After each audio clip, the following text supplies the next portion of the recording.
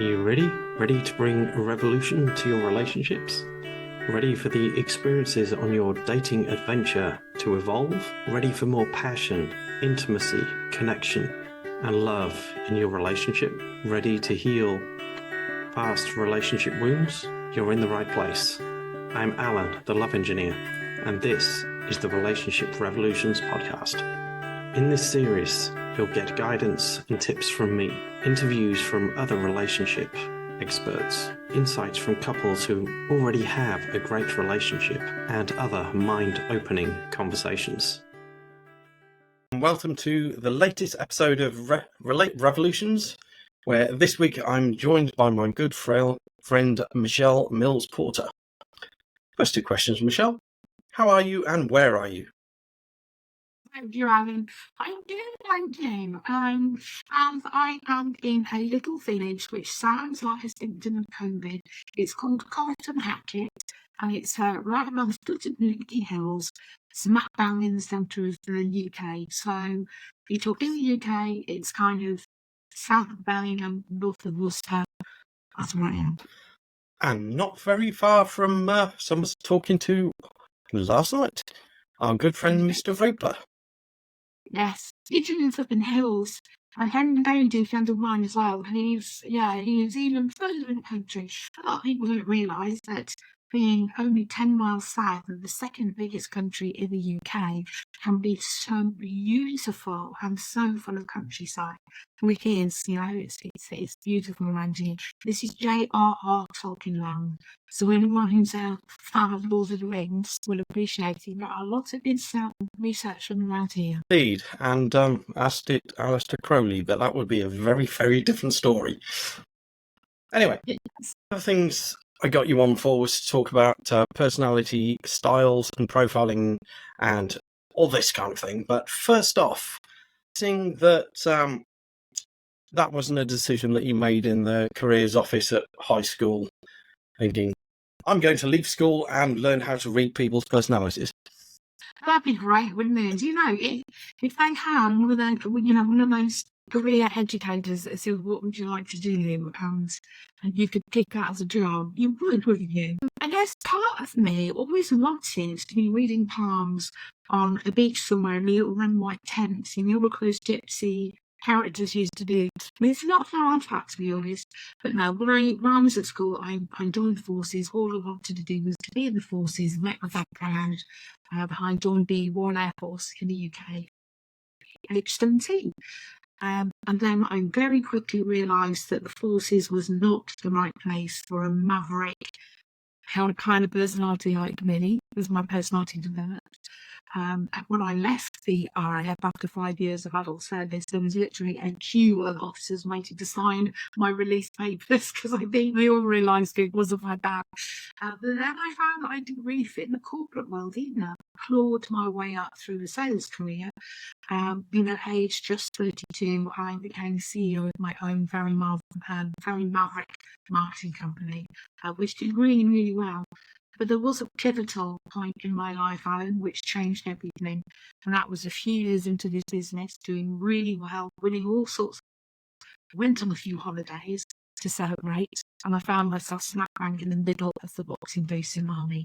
And it was being in that biggest natural disaster in our living history that taught me so much about humanity. And I learned what I call the magnificence of humanity. And it just made me want to change everything I did. From then on, I was just, I want people to know how magnificent they are under pressure and how much untapped potential they have. So, and I know for a fact, everyone in life, they profile other people. You may not know that you've been profiled, but ever since we leave school and start into the working world, we are profiled left, right, and centre. yeah, I think just being human beings, we have a basic profiling system that happens in the unconscious mind, that into the conscious, and having a system or a strategy to firstly understand yourself, but also understand other people makes life a heck of a lot easier. Yeah, you're absolutely right. And this is something, because I'm an expert in this field, I have this philanthropic kind of nature.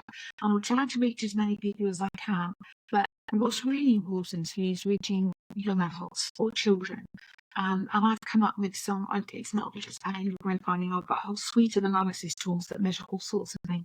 But I've come up with analysis, particularly for children, to be able to navigate their relationships. Because if you think about children, when they get bullied, when they get harmed, when they get depressed, when they start to self-harm, when they go even further, right up to committing suicide, the key point is usually the fact that they're not being able to navigate the relationships. And that's what has led them to this horrible circle of self-destruction. And so I wanted to create something that allows children to understand how they are perceived by others and why they may be falling out with people or not getting on with others and what they could do about it in order to bridge that gap. And, I'm just, I don't know, waiting for a fairy government or somebody to say, do you know what, let's do this, let's run with it, because my tools are phenomenal. What I'm not great at is, the marketing and business side of it, because that's not my passion.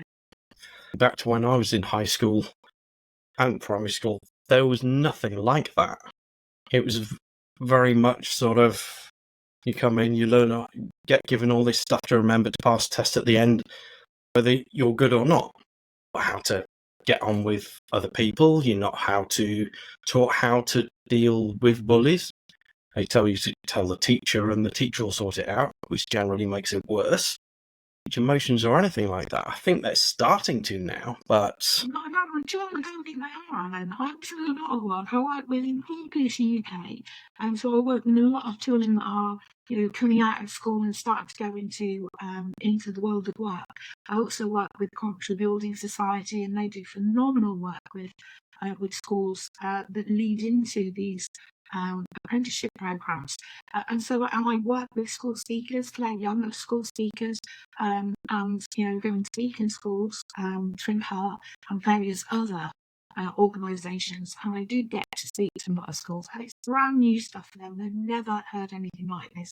And if I look back to my own childhood, so much heartache would have been, it wouldn't have happened if I'd have known what was going on with that relationship. Why was I not allowed to play with anyone else unless I was eating TIG and stuff like this? If I knew why people reacted the way they did and why people perceived you in a particular way, it would have given me so much useful information to be able to use moving forward. And, who knows, maybe my first marriage wouldn't have been such a disaster either. When I got married, I was aware of personality profiling and DISC, and that was the main one for me at that time. I remember Peter telling me when we were talking about it one day, he says, DISC works really, really well, except for with teenagers, because they go on everyone else's personality, and Asian. Interestingly enough, even with being married to a Chinese lady for 6 years, I still couldn't understand her. I could understand myself. I could explain what I wanted and needed. We just could not find that magic connection. If we both understood these personality profiles or any kind of help or guidance, it would have made a difference. I'd probably have known that we weren't a good fit before walking down the aisle as well, but that would be another story. Do you know what, Alan? I'm going to challenge that and say, if there's anything that's going to put an algorithm, it's love. So there is no rhyme or reason. A lot of people think that you can profile someone and then find your match.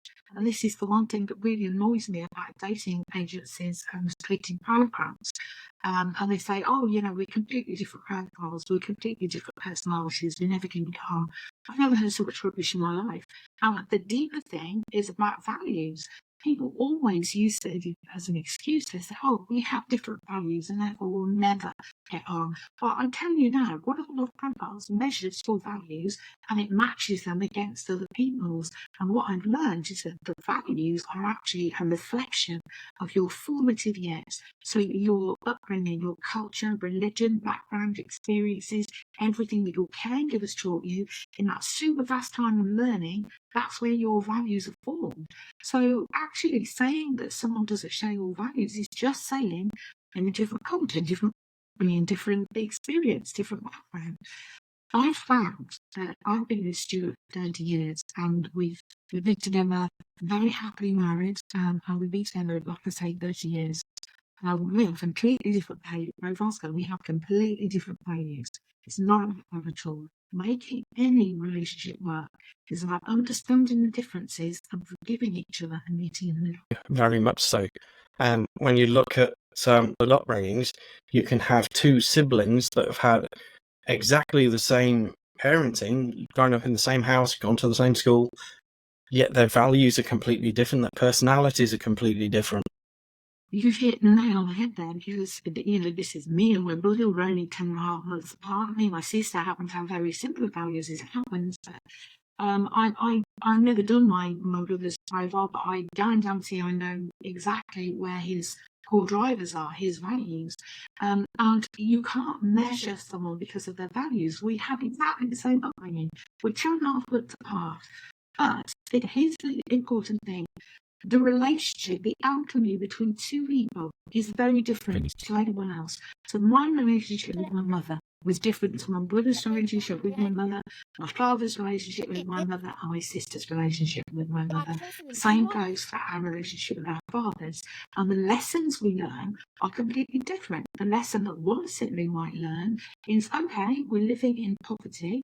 The lesson I take from this is love is what keeps families together, and we don't need materialistic things. Whereas the other sibling might think, okay, my lesson is, don't ever do this. Make sure your children are never wanting anything. Let's make sure that we always prioritise financing.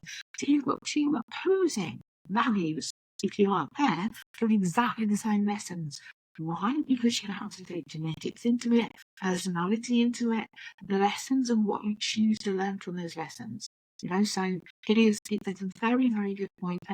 It's hard for people to understand, but you got it straight away. So yeah, hats off to you. One of the things that always comes up for me with conversations like this is something that I learned in NLP, when into our minds in every second there's about 11,000 bits of information, and we can only deal with a couple of hundred at the most. Filter things, we generalize, and yet every single person has different filters, different generalizations. Two people can stand next to each other at the same personal development event or work conference, whatever it may be, in an intimate relationship, and have a completely different experience, different memories of it. And if you ask them about it separately, get the descriptions and the definitions, and then compare the two, you think they've both been at different events. Yeah, and this is really interesting, because if you think about this, crime and police for a second, because it's a really, really example. If you are taking statements from eyewitnesses, and from home, that eyewitness statements are really tricky because of the fact that everyone has this different perception and they all remember things in different ways. However, if you introduce a good hypnotherapist into the situation, and the hypnotherapist can, hypnotise them and get the accurate information from them, then you'll find that actually there are common trends in terms of the subconscious memories that are there. So I think you've hit the nail on the head in a different subject matter, which is, our conscious memory and our subconscious memory are both different things. Subconscious is kind of everything, it's like mothership, isn't it? Takes everything in, but your conscious memory takes what's important for you, and that's very different for everyone else. And to me, I think the unconscious mind is like an elephant and the conscious mind is like an ant. And I keep hearing things like, well, change your thoughts and change what you focus on and you'll change your unconscious mind.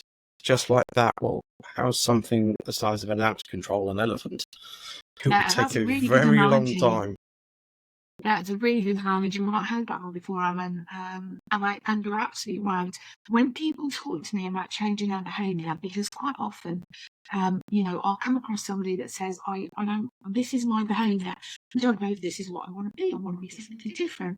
And if they truly do want to be something different, and they want to change their behaviour, let's imagine that they're a very dominant character and they are drawn to working in an area that isn't dominant and they want to be much more gentle, much more patient, forgiving, all the rest of it, but it doesn't come naturally to them. If they're focused on changing their behaviour, then what we look at is, how do we change your behaviour? I'm going to use the equation of 10,000 hours. Now, I didn't just got that out of thin air. My first book was called Phone Genius, The Art of Non-Visual Communication. And as I was writing it, I came across Dr. Julian Doyen, who I saw on TV. He was on, what's that very clever program called? I've forgotten what it's called. Very clever science program. And I saw Dr. Julian Doyen from Montreal University doing this fantastic experiment on taking meters, people meat, and putting them into a brain scanner so that they could work out when the subconscious sparks and when the conscious sparks. I fit it into exactly what I was saying. And so I contacted Dr. Julian Doyle afterwards and I told him what I was doing in the book. And I said, can I quote you in this? And he said, absolutely, please do. So he wrote a paragraph for me to put in that book. And what it says is, if you want to do something naturally, something that doesn't take any thinking about, then you have to change the subconscious. And in order to do that, it takes on average about 10,000 hours to do that. And that means changing your behaviour every single day, constantly, without slipping back to your previous behaviour, every single day for working well over 3 or 4 years. If it's 24/7, then we're looking at maybe half of that.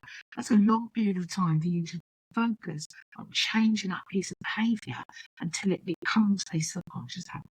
And you can shorten those things by doing this new habit in an emotional state. But not everyone knows how to do that unless you go and see an NLP practitioner or something like that. Yeah, unless you're watching Charles when they're on to Mark Plate, if you don't do that everybody, you know very, very quickly. That's exactly what you're talking about, isn't it? Heightened emotional states. It forces that to become much quicker change. And that's why lots of people find that when they go through a very big life changing experience, then sometimes their behaviour profile will change. And it's actually because they have had this, this very deepened and emotional kind of reaction to what happened. And it does change their behaviour afterwards. But generally speaking, we are kind of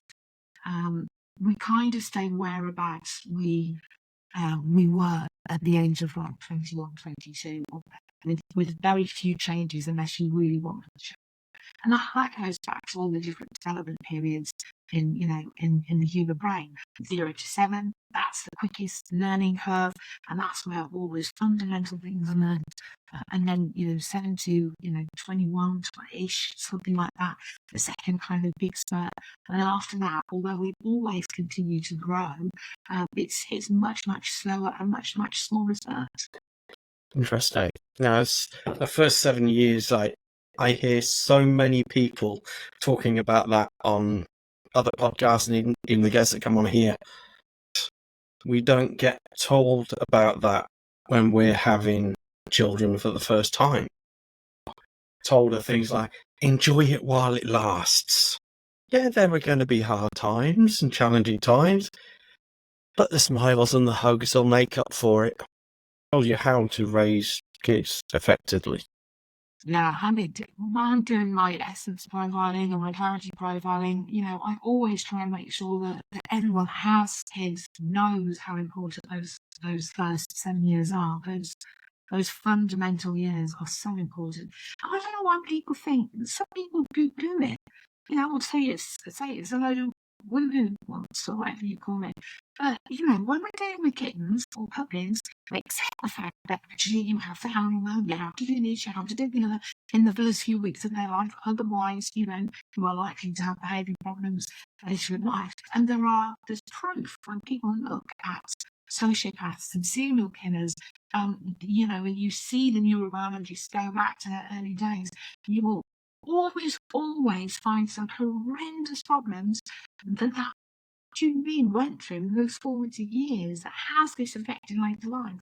And so, people who are too quick to poo-poo it all, really ought to do a bit more research, I think, and and just realise how important that is. And I just Yeah. have to say, being neurodiverse or being neurodivergent, I have an extremely good long-term memory. The amount of adults that don't realise, they think that you're not going to remember what they do when you're young. You know, I'm just telling you, I can remember back to when I was 2 years old. So just think on that. That far back, but I do have little bits and pieces here and there, and it's like, well, I don't know how old I was then, but I remember that event. Don't always remember any emotions attached to it or what it felt like, but I remember a lot of different events. And I guess that's my brain is programmed differently to yours. Yeah, I do think that there are some very emotional things, you know, for me, as the youngest child, the 3.5 years, I remember my mum going away to hospital, being pregnant, and, you know, and then going away to hospital and having a sister, and I was this coming home, and, you know, the joy of meeting my little baby sister. Things like that have an emotional connection, especially with something with ADHD. You know, it does kind of scorch it into your memory with a lot more, with just a lot more energy. And my mum house, we call it photographic Tourette's in our family. All of our family seems to have a cloth with it. We take houses of photos. But that actually helps me growing up. It really helps me to keep those memories alive, because I constantly, so my favourite thing to do was look through all the photo albums and the loads of photos of us as kids.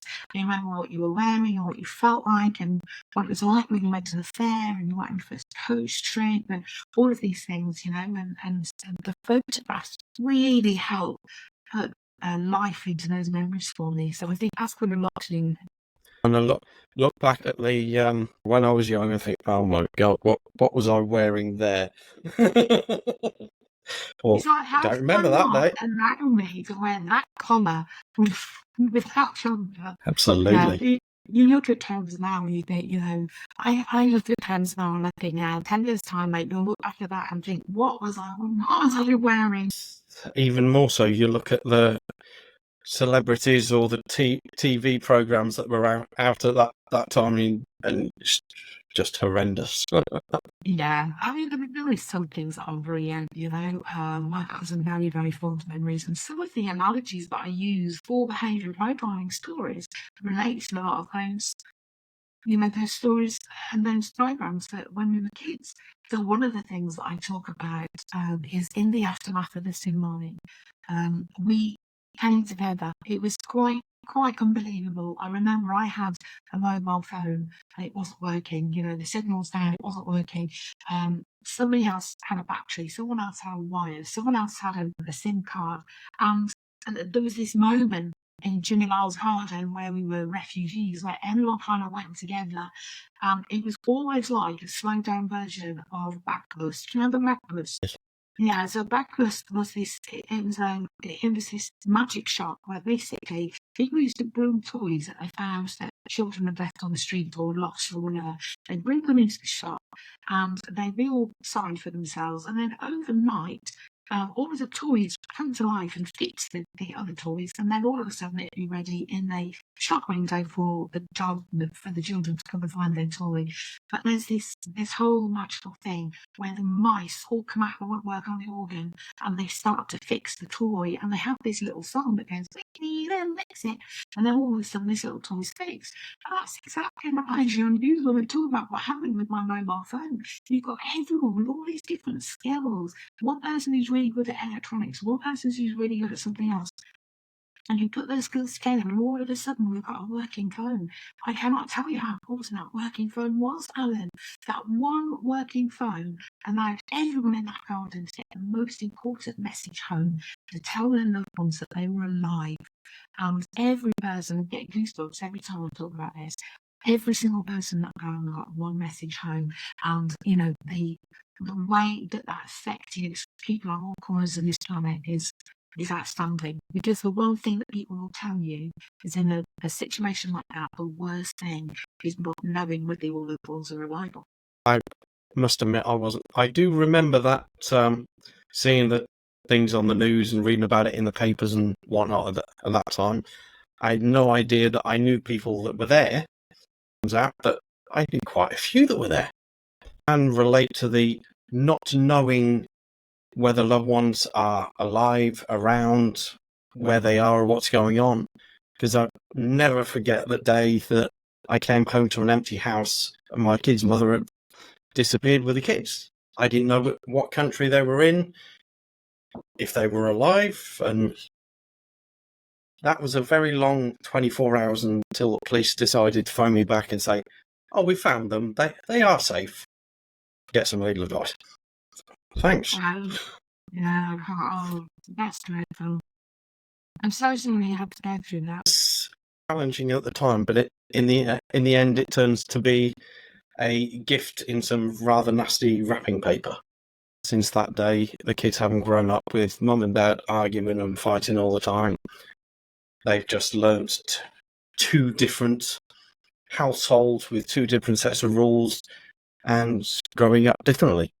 So where are you now, relationship-wise? Happily in a relationship with a lady called Hannah, and we've been together for nearly 2.5 years now, so...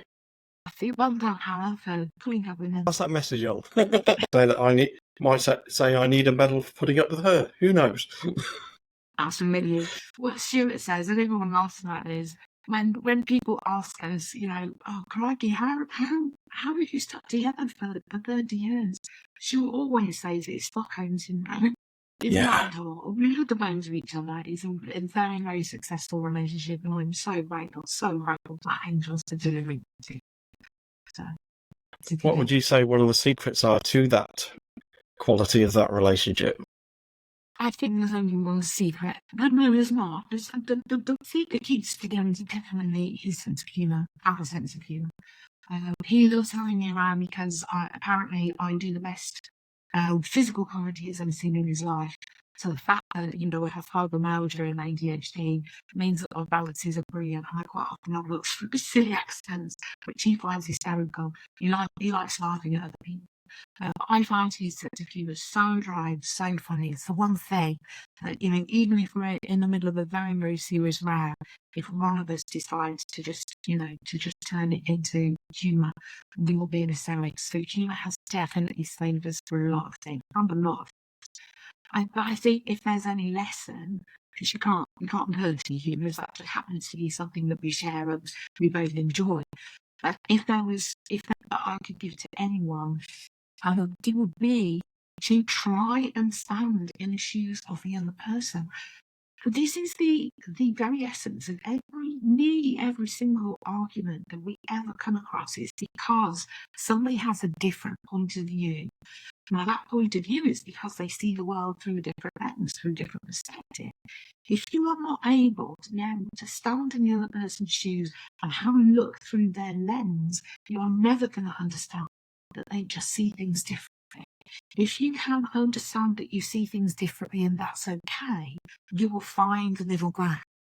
So you don't have to agree on everything. You don't have to agree on a lot. You can actually be each other's yin and yang very, very successfully and not agree on many, many things, as long as you understand how to find the middle. It is about compromise, isn't it? That's a short way of saying it. But yeah, compromise is very, very important. Sometimes you have to take the short straw, but what that means is to pass your later and say, I think it's my turn. I love that one. We all have the opportunity to be funny. Have you ever met somebody who can willingly say, I don't have a musical bone in my body? People, such thing as a bone. However, there is a humorous and there is a funny bone. Not that anyone's ever really found that specific bone, but apparently it's there. Is that true? Then never found the funny bone. I thought it was right there in there. Recently there, but there's no actual bone. There you go, weird. Never knew that. Yeah, one thing I would like to say, actually, as soon as we talk about guys, I always love my hat to Gary Chapman. Now, needless to Essence, the analysis that I created Essence, him actually does a very, very similar job to Chapman's work does, and his book was the 5 parameters of the discipline. It is. It's calculated, so I always say, is it 5 or was it 6? But the 5 parameters and the yes, there is 5, and I can only ever remember 4 of them. It just some days I forget the physical touch. Other days I forget the words of affirmation, and some days I forget the time. Other times I forget the other one. Yeah, well, I think that book is a very important book. I mean, we have that book in our bedside cabinet, and we will always have it there. I think it's very, very similar to Essence, although it comes from a completely different place. My research comes from a completely different place. It's all about values and this, that, and the other, but actually it's very similar. I have 6 categories of core driving forces that we measure and see which are the most important and which are your least important. And if you look at Gary Chapman's book, he's looking at these 5 languages of love, and they're very similar. But as soon as I realised that these languages of love can be so different, it's hysterical because Stuart went there, before I was going to work on Friday morning, Stuart quite often would be outside in his proper boots and his dressing gown, defrosting my car. And I hadn't got my makeup on, and he'd come in and he'd say, I've defrosted your car for you, here's the keys and this. And I'd be, thanks. And I thought, well, what I had to do is pour there's warm water under it and it's done. I don't understand. But actually, what I didn't realise is that is which category is that? Do you remember what it's called? Acts of service. Exactly, acts of service. And he's doing an act of service. The fact that I don't find acts of service very important to me, just because it's not important to him, it's important to him. Now, when I say to him, after 30 years, I said, do you know what I mean? He's also crying out loud. No, it's a 30-year joke to try and bring you out of your motherly shell, or he makes a joke of it. And actually, I remind him of what is affirmation? What I'm after, I don't really want to say for you because I know you love me. I'm trying to nudge you to give me some words of affirmation to make me feel wanted and needed. So now, if he's had a hard day work or whatever, I know that if I give an act of service, that's been really pleasing. So that means that I understand ages. His favourite meal is a tuna knee-swell salad. Takes ages to prepare, but that's his favourite meal. And I will, do a handcrafted tuna knee-swell salad or something like that. All be beautifully laid out. If he comes in and sees me doing an act of service, it really makes him happy. And equally, if I said to him, was that all right then? He'll go, he might roll his eyes and say, yeah, actually, that was really good, because he knows I'm asking for words of affirmation. So understanding what the other person needs and filling those buckets for them, I think that's really, really important. Yeah. When me and Hannah got together, I think it was about our 3rd or 4th week or 3rd or 4th meeting, whatever it was, and I said, well, if this is going to go long term, you've got to answer a quiz for me. She's like, what? Went online and went to Gary Chapman's website and said, there you go, answer that. Back as her language was physical touch, which completely blew her mind because up until that point she'd not really been a touchy-feely person at all. And if a mother would try and give her a hug, it would drive her mad. And then over the next few weeks, she found how important that really was. What I found even more interesting is my top love language is also physical touch, which is quite useful. Different dialects.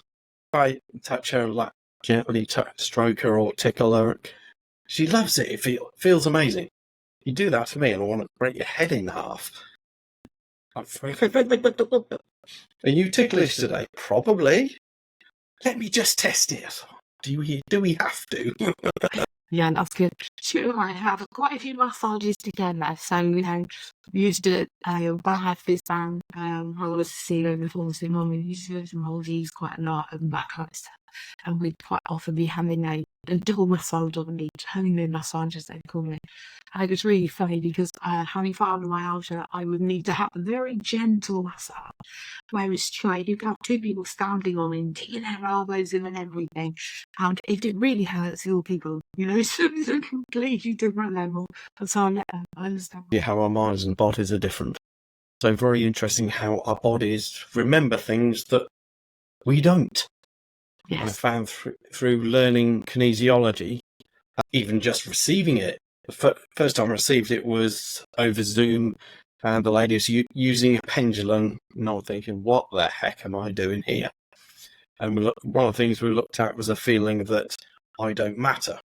thought it might go back to childhood or possibly something to do with my dad. And interestingly, it was dad's side of the family, but it went back 6 generations to 1850 to a girl that got pregnant and had the baby taken off her because she was only 14. You sort of think, if that can happen then and affect me today, and I'm unaware of it, what else is going on that I don't know? How many of these things that affect my life in business or in relationships have absolutely nothing to do with me? It's crazy. It's the way animals work, isn't it? You know, the fact Yeah. that you have animals that are, you know, that know which are the poisons of which aren't and things like that. There is so much about mainly in genetics. It's a very, very, very deep subject. We get triggered by anything, even just a smell. Smells are very poignant. I can tell you now, having PTSD, smell is a big trigger. Another trigger that people don't realise that triggers very strong memories can be temperature. A change in temperature can be a massive trigger for PTSD, as well as trauma and and building memories and all sorts of things. PTSD is very challenging to deal with, and contrary to what some people think, it's not just soldiers that get it. Yeah, mind you, it makes you wonder why we put people through that kind of stuff, doesn't it? PTSD is, it's, and what I've learned about PTSD is that you can make it better. So what people don't realise is that, I'll give you a specific example here, Anna. I got PTSD, delayed PTSD, in the aftermath of the tsunami. And people wonder what it is. What was so bad about the tsunami? And so, you're in a wave, all this, that's scary. And don't understand, it's the emotions that are triggered. When you see people losing their family, when you see children losing their parents, when you see people losing their lives, you know, that deep scarring, emotional scarring has an effect on you, and it's that causes the trauma. And for me, that delayed trauma was quite easy to trigger in the early days. But what I found I could do is advance a big balance of what was triggering me and change those elements one by one. I could actually change the way I responded. And what that meant is the next time I would respond differently. Now, I thought I was doing okay right up until about 12 years after the tsunami happened, and I was walking back from my clients in Birmingham. I had to go down this dark alley towards the car park. I was walking on my own. Didn't have a care in the world. I just delivered a fantastic day's training. It was brilliant. I walked past this guy, or he walked past me, and I immediately thought, what? So I can do because I'm thinking, and then there's a voice on my shoulder saying, "Don't tell me so judgmental. He might just be a creative type, just trying to walk home or something." So there I was, berating myself and being so judgmental. And then all of a sudden I heard these footsteps behind me that turned into a run and then a rugby tackle. And this exact person had actually turned around and had rugby tackled me. And now we were fighting in his alley. So, needless to say, he didn't get away with anything apart from a black eye. I was very lucky because he knocked me down. I did have a mark on me. It was almost like angels had put a glass bowl over me and protected me. I don't know what happened. But anyway, I came out unscathed, apart from the fact that I had the deepest depression that I'd had in a very long time. I was talking to somebody on, what's it called? The people from the police that help you overcome Crime Watch? trauma. Crime Stoppers? No, it's not. It's the support. I can't remember what it's dreadful. I'm not remembering any of my words at the moment. It's been a tough day. But it's the people that are there to ring you up and find out if you're okay and everything. And we were having this conversation, and I said, I cannot understand. I've been mugged before, and I wasn't like this the first time. And she said to me, "Are you into particular trauma in the last few years?" And I said, "Does a tsunami count?" She said, "Yeah, I'll do it." And she said, "Did you have any PTSD?" I said, "Yes." And she said, "What happened is new trauma has triggered your old PTSD. So people think that what triggers PTSD has got to have something to do with the same subject, but it doesn't. Any trauma will trigger previous PTSD. And I didn't know that. So I learned, in the following years, I learned to do things like to take the temperature Seriously, so if I could put the aircon on, I can start taking that element away from my PTSD. If it's a smell, just stick some Vicks on the nose or hold my nose so I can't smell it. Take that element of it away, and eventually that PTSD will relax. And what happens is you will never respond to trauma the same way again, because your body is always learning. It's so clever, isn't it, Alan? Yeah. You know what? Oh, yeah. Hear a lot of things like don't get into relationships because love hurts. Well, nonsense. Love doesn't hurt. Rejection does. Broken hearts do. Boundaries hurt. Disrespected values hurt. Back to when you're children. You fall over, you bump your knee, there's no blood or anything. And say, would you like mummy or daddy to kiss it better? And then all of a sudden, a kiss and a hug. And then within 3 seconds, kids running around playing just as they were before, as if nothing's happened. Love. But we forget that as adults with each other. You just made me realise, especially immediately in witch hazel. Witch hazel on cotton wool is nothing. But the act of somebody bringing witch hazel on cotton wool and putting it on your name is the act of love, isn't it? Might Same as also wet be a bit towel. of a placebo effect, but loves how about Yeah, I think so. listening to this and wanting to know more about you or your personality tools and all that kind of thing, where can they find you? Well, I didn't give you the answer there, but there's no point, right, is there? There's only one Michelle Mills order on the planet, so it's very easy to find me. The thing that always surprises me, Alan, is, even if you have loads of people chiming in saying, oh, this is great, oh, I really want to connect with you, can you tell me more about this, that, and the other? They very rarely do. It's a little bit like when you meet someone on holiday and you become friends, you say, oh, let's write to each other, and then you find them. But yeah, it's strange. All I really did, I'm the only person called Michelle Mills on LinkedIn. So if anyone wants to reach out to me and they just say that they saw me on this podcast, it will be an immediate acceptance. If you send me a blind invitation, I might not accept it. So please bear that in mind. But the same goes to Facebook. I'm on Facebook, Michelle Mills. I'm known as the People Reader, so you can look that up as well. But yeah, if anyone wants to know how Essence, the analysis, has not only created 3 marriages, but also caused 2 divorces, then, ask the question when needs. But I do have to say, those divorces were caused because I think they knew that they wanted to divorce anyway. It was just affirmation, really, that they were, going after different things and they didn't want to find a compromise and join in the middle. So that's why they entered a divorce. And that's half the battle, isn't it? The battle, if both the relationship's in not a great place, if both parties have that desire to rebuild it, it makes rebuilding it a lot more possible. As soon as one's checked out. Anything that would stand in the way, nothing can stand in the way of them. If people want it to work, it's going to work. And the sad thing is, when one person wants it and one person doesn't, that's the saddest thing. Yes. And on that note, final question that everybody gets asked, with no warning, is, as this podcast is called Relationship Revolutions, what is one thing from your perspective that would bring a revolution or evolution to the world of dating and relationships? Oh my gosh, that is one heck of a question to dump with no warning, isn't it? Yep, that's why I do it. Yeah, I'm gonna cheat, and I think it wraps up our conversation really, because the golden thread that's been running through this is about finding the compromise, isn't it? It's about finding that middle ground. How I would say, is the biggest piece of advice for relationships, for dating, for any kind of relationship whatsoever, is if you both want it to work, find the middle ground.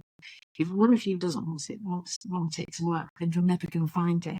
So, maybe establish whether you're both on the same track to be what this or do not. Yeah. And then if you both do, then work on finding that middle. There will be middle. And also be aware your limits and boundaries are. Thank you for joining me. It's been an honour and a pleasure. I'm sure we'll see you in the online space as well as at the PSA. Absolutely, it's going to be all else. And I'd love to meet anyone that's enjoyed this. Please do reach out, and I'll be very happy to have a conversation. And thank you for holding this space. Thank you for listening. And if you haven't already, please leave me a review on your preferred podcast platform. Click the like button and also subscribe so that you get the new episode notifications. I'm curious, what did you take away from this episode? Please share your takeaways with me. Send me an email to relationship-revolutions@theloveengineer.rocks.